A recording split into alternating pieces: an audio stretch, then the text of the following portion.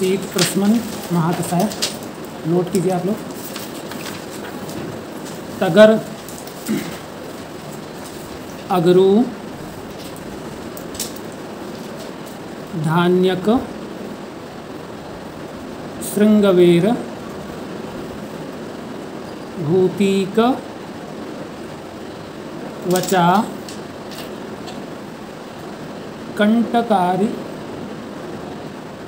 कंटकारी, अग्निमंथ, स्योनाक,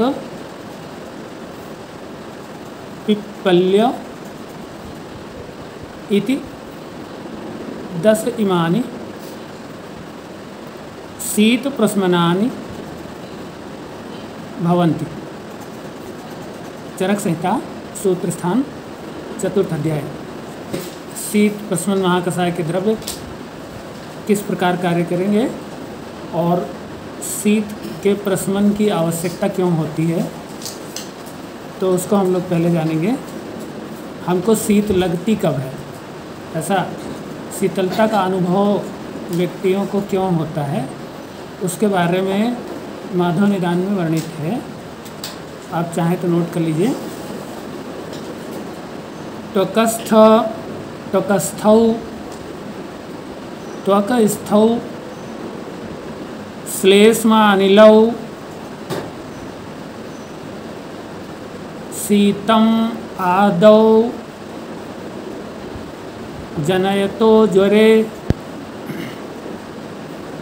शीतम आदौ जनयितो ज्वरे। अगली लाइन से तयोः प्रशान्तयोः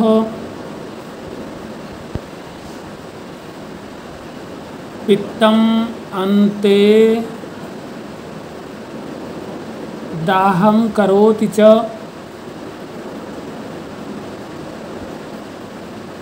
ये माधव निदान से वर्णन आपने लिखा है। तो देखिए अभी यहाँ पे उन्होंने संप्राप्ति बताई कि हमको शीतलता का अनुभव क्यों होता है, शीत क्यों लगती है। तो उसमें बताया कि त्वकस्थौ, त्वक में स्थित कौन कौन, द्विवचन हो रहा है। तो श्लेष्म अनिलौ यानी कफ और वायु श्लेष्म में स्थित हो जाते हैं, यानी कफ और वायु त्वचा में स्थित हो जाते हैं। तो फिर हमको आदौ शीतम जनयतो ज्वरे, ज्वर में आदि में, ज्वर की शुरुआत में, जब ज्वर शुरू होता है तो शीतलता का अनुभव होता है, पहले ठंडक लगती है। और जब इनका पाचन हो जाता है, जब ये समन को प्राप्त हो जाते हैं, तयोः प्रशान्तयोः पित्तम अन्ते दाहम करोति च। तो फिर इनके शांत होने पर पित्त जो है फिर दाह उत्पन्न करता है ना। तो आपने देखा होगा कि बोलते हैं कि जब ज्वर में पसीना आ जाए तो बोले अब ज्वर उतर जाएगा, ऐसा मानते हैं। तो जो पसीना है, स्वेद है, ये तो पित्त की वजह से ही होगा। पित्त ही दाह उत्पन्न करेगा तो स्वेद आएगा, ठीक है कि नहीं। तो इस तरीके से ये बात संकेत रूप में हमको ज्वर प्रकरण में माधव निदान में प्राप्त होती है। इसलिए हमने शीत प्रशमन महाकषाय में ये बात लिखी है कि अब हमें ये बात समझ में आ गई कि हमको जो दाह होता है वो भी तब होता है जब त्वचा में पित्त का स्थान संश्रय हो, या शीत तब होता है जब श्लेष्म और वायु ये दोनों त्वचा में स्थित हों, यानी कि ये कुपित हो करके रस धातु में या त्वचा में स्थित हो गए हों, ठीक है। तो अब हमें कहीं भी अगर शीत लगता है तो ये बात निश्चित है कि उस स्थान पर प्रकुपित हुए कफ और वायु गए हैं, तभी वहाँ पर शीत की उत्पत्ति हो रही है, ठीक है। तो कुल मिला के होता ये है कि कफ तो बढ़ा रहता है, वायु भी बढ़ा रहता है। तो बढ़ा हुआ वायु कफ को त्वचा में आशय अपकर्ष करा के ले जाता है, इसलिए हमको शीतलता का अनुभव होता है। अब इसी बढ़े हुए वायु और कफ के द्वारा, कफ भी बढ़ा रहता है और वायु तो बढ़ा रहता ही है, ये संयुक्त होकर के जब त्वचा में स्थान संश्रय करते हैं तो फिर रोमांच उत्पन्न होता है, हमारे रोए खड़े हो जाते हैं ना, गूज फ्लैश जिसको कहते हैं होने लगता है, रोमांच होने लगता है, और त्वचा में शीतलता का अनुभव होता है, ठंडक लगती है। ठीक है, तो इसीलिए देखिए शीत ऋतु में प्रकृति क्या करती है, हमारे आभ्यंतर अग्नि को बढ़ा देती है ना। शीतल ऋतु में आभ्यंतर अग्नि बढ़ जाती है, जिसके कारण कफ बढ़ने नहीं पाता और वायु कुपित होने नहीं पाती। इसीलिए जो शीतल ऋतु है, जो विसर्ग काल है, उसमें हमारा शरीर आप्यायित होता है, व्रंगित होता है ना, क्योंकि उस समय वायु और कफ का कोप नहीं होने पाता, वो सब बढ़ी हुई अग्नि के कारण वो नियंत्रित अवस्था में रहते हैं, इसीलिए उतना जाड़ा नहीं लगता। लेकिन बाहर अब चूँकि निदान सेवन करेंगे तब तो फिर लगेगा ही। जैसे आप बर्फ़ के प्रदेशों में जाएंगे, बहुत शीतल हवाएं जहाँ चल रही होंगी, तो वो तो त्वचा को शीतलता प्रदान करेंगी ही, तो वहाँ कफ और वायु बढ़ेगा ही। और वहाँ देखिए बढ़ता है वायु, इसीलिए आपको जाड़े की ऋतुओं में शरीर की त्वचा फटने लगती है या रूखी होने लगती है, तो आप क्या करते हैं, मॉइस्चराइज़र लगाते हैं। ठीक है ना, तो इससे पता चलता है कि त्वचा में वायु कुपित हो रही है या वायु कुपित होकर के त्वचा को शुष्क कर रही है ना, और इसी वजह से आपको शीतलता का अनुभव होता है।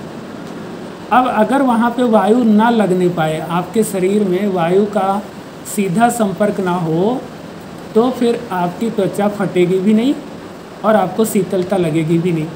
इसीलिए आप मोटे मोटे कपड़े पहनते हो या जो वायु को रोध करने वाले वस्त्र हैं उनका धारण करते हो, तो आपकी त्वचा में जब सीधी हवा नहीं लगती तो फिर आपको ठंडक नहीं लगती है ना। ठीक है कि नहीं, और आपकी त्वचा फटती भी नहीं है। तो जो अंग बाहर रहते हैं, जैसे होंठ हैं, अब होंठ का तो कोई कवर आता नहीं है ना, नहीं तो मास्क लगा सकते हो आप, मोटा वाला मास्क लगाओ तो वो भी कवर हो सकता है, तो उस स्थिति में आपके होंठ नहीं फटेंगे, नहीं तो फिर होंठ फटते हैं। क्लियर है ना। हाँ, तो हम लोग जानते हैं कि ये जो वृद्ध कफ है, ये वायु के साथ संयुक्त होकर जब सभी धातुओं में आश्रित हो जाता है तो हमको आभ्यंतर शीत रोग हो जाता है। अगर त्वचा में स्थित होता है तो केवल बाहर बाहर हमको ठंडक लगती है, लेकिन आपने देखा होगा कुछ ज्वर ऐसे होते हैं जिनमें इतनी शीतलता होती है कि वो कई रजाई उड़ाने पर भी उनको ठंडक नहीं छोड़ती, मतलब वो उसके बावजूद भी कांपते रहते हैं। आप कुछ ऐसे मलेरियल फीवर में आपने देखा होगा, है ना, जूड़ी बुखार कहते हैं उसको, कि नहीं। तो वहाँ क्या होता है, जैसे आपने मलेरिया में भी देखा होगा कई तरीके के मलेरिया, और उसमें दोषों की कोप होकर के अन्य अन्य धातुओं में स्थान संश्रय, इसीलिए तृतीयक, चतुर्थक, है ना, द्वितीयक, इस तरीके से आप मलेरिया के नाम जानते हैं, है ना। तो जितने ही गंभीर धातुओं में कफ और वायु कुपित होकर के जाएगा, उतना ही शरीर के गंभीर भागों तक शीतलता का आपको अनुभव होगा। ठीक है, तो ये बात जब समझ में आ गई कि यानी धातुओं तक में जब कफ और वायु कुपित होकर के जाता है तब आभ्यंतर शीतलता हमको प्रतीत होती, नहीं तो बाहर बाहर हमको ठंडक लगती है, आभ्यंतर शीतलता नहीं लगती है, क्योंकि त्वचा बाह्य मार्ग है, शाखा मार्ग है, तो उसमें आसानी से कफ और वायु चला जाता है। लेकिन बाकी गंभीर धातुएं धीरे धीरे आगे गंभीर होती जाती है, इसलिए फिर उनमें जल्दी से कुपित होकर के कफ और वायु जल्दी से नहीं पहुंच पाता, मतलब अपेक्षाकृत धीरे धीरे आगे बढ़ता है, इसीलिए हमको नॉर्मल शीतलता लगती है। इसलिए जाड़े में किसी को बहुत अंदर तक शीतलता नहीं लगती, बस थोड़ा सा आप ओढ़ लीजिए तो देखिए तुरंत ही आपकी शीतलता गायब हो जाती है। लेकिन कुछ लोगों को कभी आपने देखा होगा कि वो बर्फ़ में दब गए, अवलांच आया, दब गए, या पानी में किसी तरीके से डूबे हुए हैं किसी कारण से, तो उनके शरीर की धातुओं तक कफ और वायु पहुंच जाता है। फिर उनकी ठंडकता कपड़े पहनने पर भी जल्दी से नहीं जाती और ऐसे में उनको फिर दवा की आवश्यकता होती है, बहुत ज़्यादा दवा लगती है, तब जा कर के वो उनकी शीतलता ठीक हो पाती है। यानी कफ और वायु का संबंध होता है हर एक धातु से, तब जाके उनकी शीतलता गायब होती है। इसीलिए ऐसे लोगों को डायरेक्ट अग्नि के संपर्क में नहीं लाते। अगर कोई एवलांच में फंस गया है तो उसको निकाल करके ऐसा नहीं होता कि सीधे हीटर के पास रख दिए, नहीं तो आप उसकी त्वचा जल जाएगी, लेकिन आभ्यंतर धातुओं का कफ और वायु वो जो है शांत नहीं होगा। समझ में आ रहा है कि नहीं? त्वचा में तो ताप लगेगा, तो त्वचा का तो कफ जो है ना वो क्षीण होगा, वायु भी शीतलता से उष्णता प्राप्त हो जाएगी। तो बाहर तो ठीक है, लेकिन अंदर की धातुएं जो कफ और वायु से कुपित रहेंगी या कफ और वायु से संयुक्त रहेंगी, वो धातुएं जल्दी से ऊष्मा को प्राप्त नहीं कर पाएंगी। ठीक है ना? तो शीत प्रशमन द्रव्य जो है वो 2 प्रकार के होते हैं। ये जो है मुख्य रूप से जो इनका पहला कर्म है वो कफ का शमन है, वायु का अनुलोमन है और अग्निकारक यानी अग्निदीपन है। ये इनका प्रमुख कर्म होता है, कफनाशन, वायु अनुलोमन और अग्निदीपन। अब ऐसा करते हुए ये 2 प्रकार से शीत प्रशमन का कार्य करते हैं। एक कफ शामक वायु अनुलोमन कारक, जो केवल ये 2 काम करते हैं, कफ का शमन करते हैं, वायु का अनुलोमन करते हैं। तो वो द्रव्य त्वचा से कफ को पुनः कोष्ठ की तरफ ले आते हैं, जो कफ का शमन करने वाले हैं और वायु का अनुलोमन करने वाले हैं, वो त्वचा से कफ को पुनः कोष्ठ की तरफ ले आते हैं। तो इस प्रकार जो है वो शीत प्रशमन का कार्य करते हैं। इस महाकषाय में ऐसे द्रव्य जो कफ का शमन करते हैं और वायु का अनुलोमन करते हैं वो द्रव्य हैं धान्यक, भूतिक, कंटकारी, अग्निमंथ, श्योनाक और पिपली। एक कफ शामक है, वायु अनुलोमन कारक हैं। ठीक है ना? इस प्रकार से शीत प्रशमन होंगे। अब जो दूसरे प्रकार के द्रव्य हैं वो उष्णता कारक हैं। तो आप देखेंगे कि शीत प्रशमन महाकषाय के जो द्रव्य होते हैं उनको प्रायः हम त्वचा पर लगाते हैं, बाह्य रूप से लगाते हैं। कारण कि शीत कहाँ लग रही है? त्वचा में, यानी कफवात कहाँ कुपित है? त्वचा में। तो यदि हम त्वचा में ही सीधे सीधे औषधियों को लगा दें तो शीत का प्रशमन होना शीघ्रता से संभव है। ठीक है? आभ्यंतर रूप से यदि खाएंगे तो भी होगा, लेकिन आभ्यंतर रूप से खाने की आवश्यकता तब ज़्यादा होती है जब दोष आभ्यंतर धातुओं में गए हुए हों। ठीक है ना?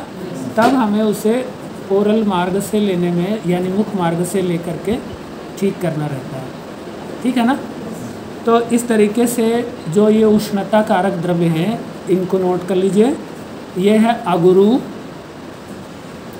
अगुरु, श्रृंगवेर, तगर और वचा। तो इसीलिए देखिए अगुरु का लेप किया जाता है। ठीक है? अगर आप किसी भी द्रव्य का लेप बहुत ही सूक्ष्म चूर्ण के रूप में, बहुत सूक्ष्म, और पहले तो द्रव्य को बहुत सूक्ष्म चूर्ण के रूप में परिवर्तित कर लीजिए और फिर उसका गाढ़ा लेप तैयार करिए और गाढ़ा लेप तैयार करके मोटा मोटा लेप कर दीजिए त्वचा पे। तो चाहे वो शीतल द्रव्य ही क्यों ना हो, वो हमारे त्वचा पे उष्मा प्रतीत करेगा या उष्मा को रोक करके उष्मा बढ़ा देगा। इसीलिए ये बात चंदन के उद्धरण में लिखी हुई है कि यदि चंदन का बहुत ही सूक्ष्म चूर्ण का लेप बनाया जाए और वो गाढ़े रूप से लगाया जाए, यानी मोटा मोटा लेप लगाया जाए, तो चंदन भी ऊष्मा को ट्रैप कर लेता है, जाने नहीं देता, और उसके परिणाम स्वरूप हमारी त्वचा पर दाह उत्पन्न होने लगता है। यानी कि शीतलता ना उत्पन्न होकर के दाह उत्पन्न होता है, जबकि चंदन क्या करता है, शीतलता देता है। लेकिन चंदन को शीतलता प्रदान करने के लिए अगर आप लगाते हैं तो उसके लेप मोटा नहीं होना चाहिए, बहुत महीन लेप लगाना है। कई लेयर्स नहीं होनी चाहिए, बहुत कम लेयर हो और बहुत पतला भी ना हो, मतलब पतला चूर्ण का लेप ना तैयार करें, थोड़ा मोटा चूर्ण हो और थोड़ी पतली लेयर हो, ठीक है। तो वो हमारी त्वचा की ऊष्मा को कुछ अवशोषित करेगा और कुछ उत्सर्जित करेगा। तो त्वचा से ऊष्मा उत्सर्जन होने लगेगा तो हमें आसानी से दाह से शांति मिलेगी, ठीक है ना। तो अब ये द्रव्य तो उष्ण ही होते हैं, तो उष्ण द्रव्य का जैसे ही आप लेप करेंगे, इसीलिए अगरू का लेप करके हिमालय में ऋषि मुनि लोग जो है बिना वस्त्र धारण किए वहाँ तपस्या कर पाते हैं, ठीक है।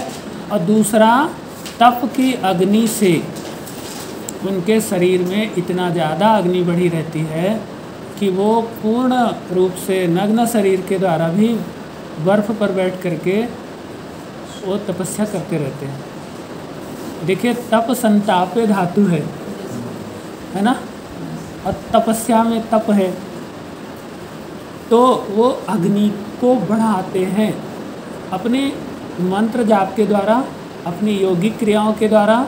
शरीर की क्या बढ़ रही होती है, अग्नि, और अग्नि जब तक शांत नहीं होगी ना तो मृत्यु होगी ना शीतलता लगेगी, है ना। तो शीतल स्थानों में बैठ करके तप करने का कारण यही है। लोग कंदराओं में, पहाड़ों पर जहाँ पे बर्फ़ होती है वहाँ जाके क्यों तपस्या करते हैं, क्योंकि तपस्या करने से अग्नि दीप्त होती है। इसीलिए जब आपने पित्त पढ़ा होगा तो वहाँ पे ये पढ़ा होगा तप संतापे धातु से, है ना। तो तप जो है वो संताप या ताप कारक होता है, अग्नि कारक होता है। इसीलिए जब आप मंत्र जपते हैं तो आपके शरीर की अग्नि जो है वो शुद्ध होकर के प्रज्वलित हो रही होती है, और जैसे ही आपकी अग्नि शुद्ध होने लगेगी आपके शरीर में तम का आवरण नष्ट होने लगेगा, तो आपको शुद्ध ज्ञान की उत्पत्ति होने लगेगी। और जब आपको शुद्ध ज्ञान की उत्पत्ति हो जाती है तो फिर मोह आदि नष्ट हो जाते हैं, फिर आप सत असत में विवेक कर पाते हैं। इसीलिए मंत्र जाप करना चाहिए, जैसा कि आप देखिए आप पूजन करते हैं यहाँ पे। तो ये था शीत प्रशमन महाकषाय।